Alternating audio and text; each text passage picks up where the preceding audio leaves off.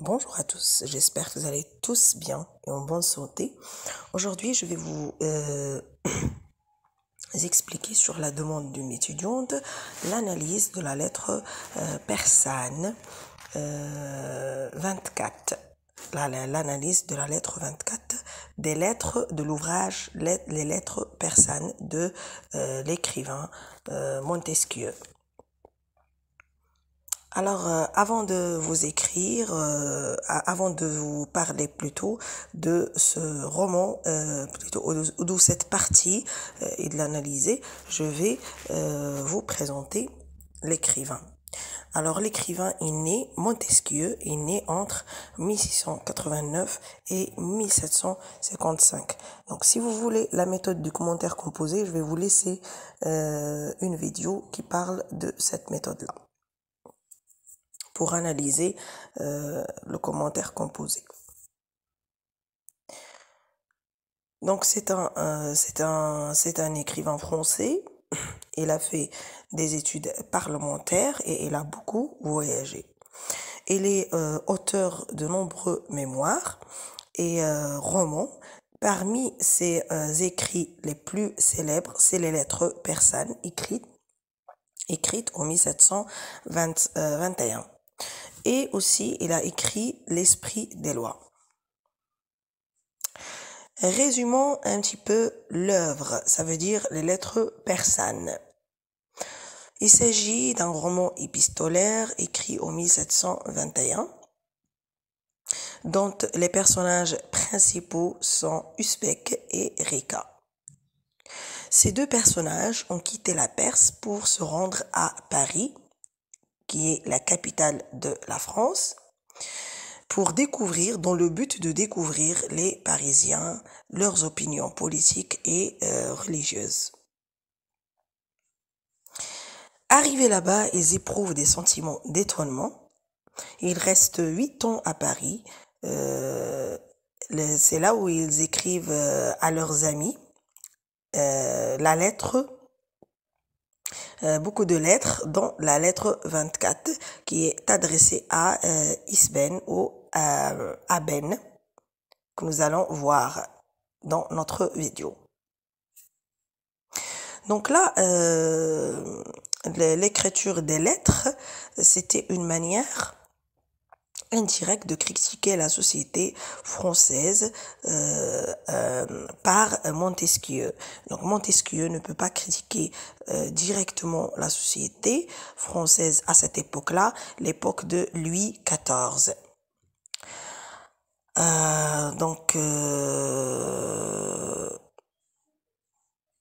Dans notre extrait, on va parler un petit peu de notre extrait.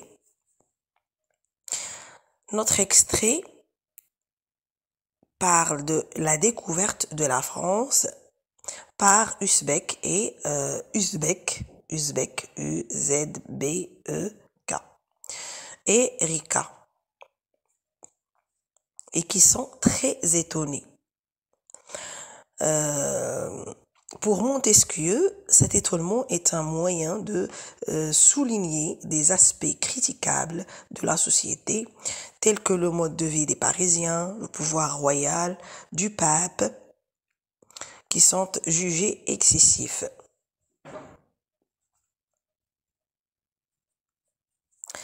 Alors, si vous voulez, par exemple, je vais essayer de vous donner un petit peu les axes que vous pouvez utiliser pour analyser votre lettre persane 24. Si vous voulez parler des axes, ici, les trois axes très importants, c'est l'étonnement, la référence à l'Orient et le fait de critiquer la société française. C'est vraiment les trois axes les plus intéressants. Donc, il y a beaucoup d'expressions d'étonnement si on parle du premier axe. Pour l'étonnement, c'est le sentiment dominant chez les Persans. Donc on a des expressions, toujours il faut mettre dans votre commentaire des expressions de l'extrait. Alors vis-à-vis de ce qu'il voit à Paris, on a Tu ne le croirais peut-être pas. La ligne 8. Je n'ai eu à peine que le temps de m'étonner. La ligne 18. Ce que je te dis de ce prince ne doit pas t'étonner. La ligne 31. Voilà, donc nous avons aussi la hauteur des maisons qui étonne les Persans. Nous avons dans la ligne 4 si haute que. Pour les maisons, ils sont vraiment très hautes pour les Persans. Les maisons sont mises les unes sur les autres. La ligne 5. 6 ou 7 maisons mises les unes sur les autres. Ligne 5. Mettez s'il vous plaît ce que vous écrivez du texte, ce que vous les extraits du texte, mettez-les entre guillemets. Alors vous avez aussi ce qui étonne les Persans, c'est la rapidité de déplacement des Français. Et ça, on le voit par les comparaisons utilisées. On le voit à travers les comparaisons utilisées par les Persans. Donc la rapidité de déplacement des Français à travers les comparaisons. Donc nous avons dans la ligne 10 les machines françaises et les voitures lentes d'Asie, ligne 10. Nous avons la comparaison qui est mise en relief par le rythme des phrases. Par exemple, nous avons « ils arrivent »,« ils volent », enfin « voler », qui désigne les Français, qui s'opposent à les voitures lentes d'Asie, entre guillemets, qui reproduit leur lenteur asiatique. Nous avons une hyperbole. Nous avons ici des figures de style comme l'hyperbole ici. Je suis plus brisé que si j'avais fait 10 lieues. La ligne 16. Un homme qui vient. La ligne 15. Le rythme de la phrase avec une succession de verbes symbolise cette brutalité. On a une brutalité des Parisiens. Aussi, ce qui montre l'étonnement, c'est le roi et son pouvoir. Comment le roi utilise son pouvoir. Alors, ils ont dit, ce roi est un grand magicien. C'est la ligne 25. Prodige, c'est la ligne 23. Donc, ils ont utilisé le champ lexical de la magie, du miracle, comme par exemple dans la ligne 30, la force et la puissance qu'il a sur les esprits. Et la ligne 27, il n'a il va dans la ligne 29, il va même jusqu'à leur faire croire. Donc tout ça pour exprimer le lexique thématique de la magie et du miracle. Essayez d'utiliser les champs lexicaux comme exemple dans votre analyse. Ils ont aussi exprimé le étonnement en ce qui concerne le pape et son pouvoir, ou bien le pouvoir papal. Donc, dans la ligne 31, ils ont dit encore plus fort en parlant du pape. Pas moins maître de son esprit, dans la ligne 32. Dans la ligne 31, magicien. Et la ligne 32, il montre que le pape est encore plus puissant que le roi. Alors, pour ses pouvoirs, pour les pouvoirs du pape, ils ont dit, il lui fait croire que tri ne sont qu'un. La ligne 33, en parlant de la Trinité. Que le pain qu'on mange n'est pas du pain, en parlant du corps du Christ. La ligne 33. Que le vin n'est pas du vin, le sang du Christ, la ligne 34. D'accord, donc c'était concernant, tout concernant l'étonnement. Passons maintenant à l'utilisation des termes qui donnent, qui se réfèrent à l'Orient, ce qu'on appelle les références à l'Orient. Donc le nom des personnages, Rika et Ibn, la ligne 1, ça donne, ça fait penser à l'Orient. Tout ce qui fait penser à l'Orient ici, c'est les noms des personnages, l'origine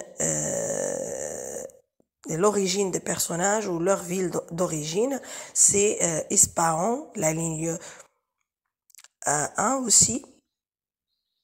Dans la ligne 35, nous avons la date qui fait penser à l'Orient, c'est le 4 de la lune de Rebiab 2. Aussi la comparaison entre Paris et Ispahan dans la ligne 4. La hauteur des maisons de Paris plus basse que celle des maisons d'Ispahan, c'est la ligne 5. Dans la ligne 10, nous avons par exemple quand ils disent les voitures lentes d'Asie, ici ils parlent du rythme de vie des Parisiens plus rapide que le rythme de vie de Persans. Ils font une comparaison, comme je vous ai dit, entre le rythme de vie des Parisiens et le rythme de vie de Persans. Puis nous avons dans la ligne 12 j'enrage comme un chrétien. Ici, le persan utilise comme comparaison la religion qui n'est pas la sienne, avec l'expression juré comme un païen. Pourquoi Montesquieu a utilisé toutes ces références à l'Orient? C'est pour donner une apparente réalité. D'accord? Donc, le but de Montesquieu dans l'utilisation des persans était pourquoi Montesquieu a utilisé des persans, d'accord, au lieu des Français, pour parler, pour critiquer et s'étonner dans son roman. Pourquoi? Parce que il veut introduire un regard neuf et extérieur sur le mode de vie des Européens. Et montrer leurs aspects ridicules, les aspects ridicules de leur vie. Et aussi, c'est un moyen de critiquer la société française, en cachant toujours, en se cachant et en s'échappant à la censure. Ça veut dire, il veut pas, il se cache ici en critiquant la société française et en critiquant la régence, le roi, le pape et tout ça. Il se cache et il s'échappe à la censure. C'est ça le but. Vous devez le mentionner dans votre analyse. Voilà.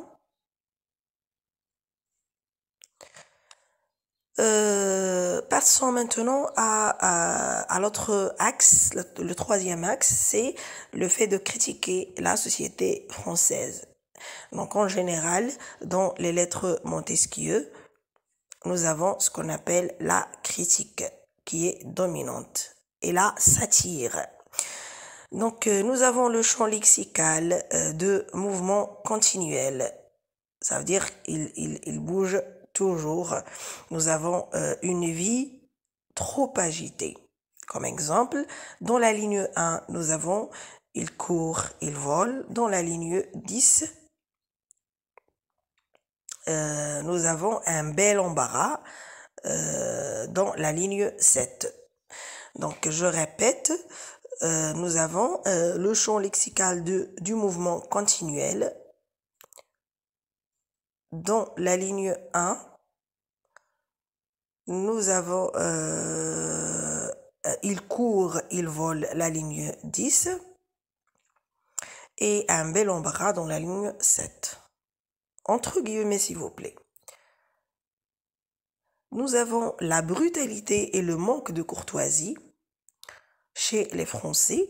Nous avons l'expression « qu'on m'éclabousse des pieds jusqu'à la tête » ou bien la phrase « qu'on m'éclabousse des pieds jusqu'à la tête » et ce dans la ligne 13.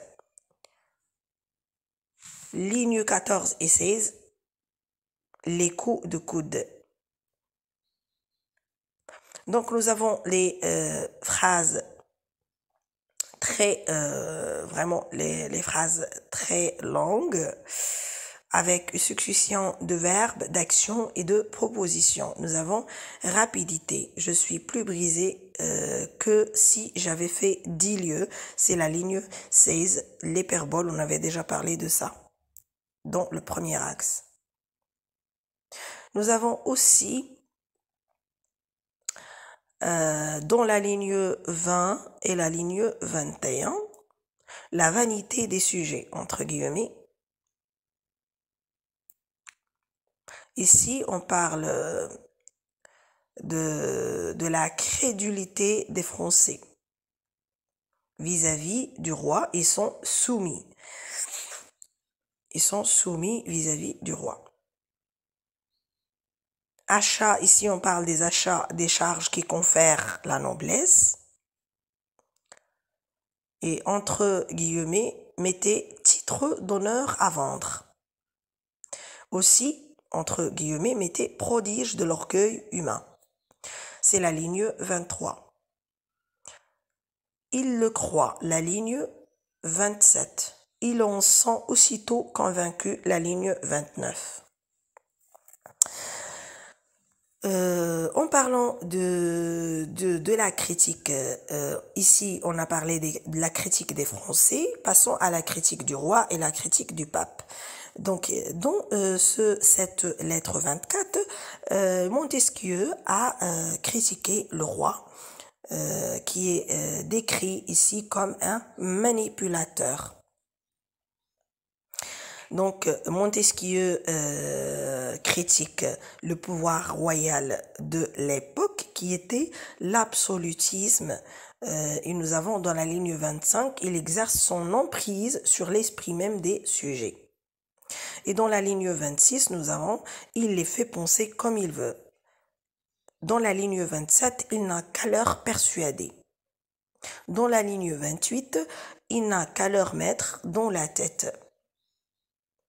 Et dans la ligne 30, on a, il va même jusqu'à leur faire croire qu'il les guérit de toutes sortes de maux en les touchant.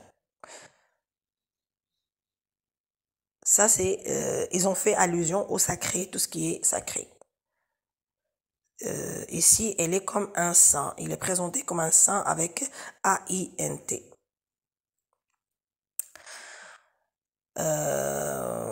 On a aussi, on parle ici du roi et de son goût pour la guerre dans la ligne 22 et la ligne 24.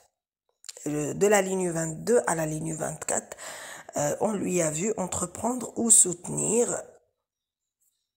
Et nous avons la ligne 27 et 28, les lignes 27 et 28, s'il a une guerre.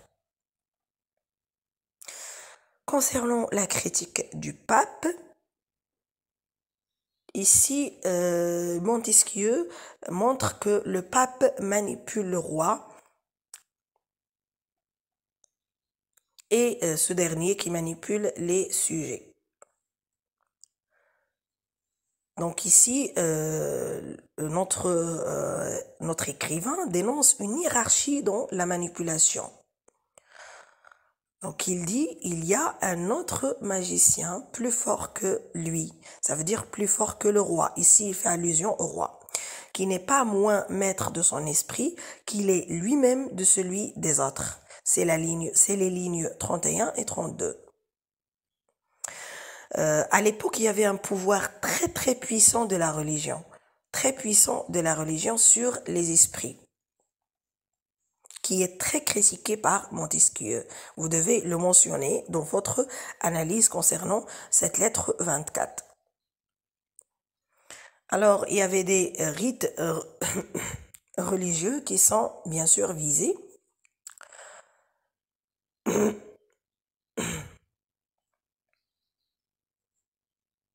Ici, Montesquieu montre qu'il croit en Dieu, mais pas en la religion, qui est présentée par le pape, qui est bien sûr manipulateur et qui veut que ses intérêts. Voilà.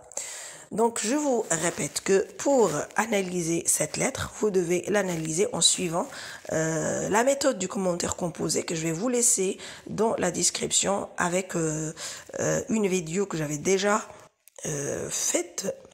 Je vais vous laisser les autres vidéos au cas où vous voulez les revoir pour connaître la méthode du commentaire composé. J'espère que ma vidéo vous a été utile.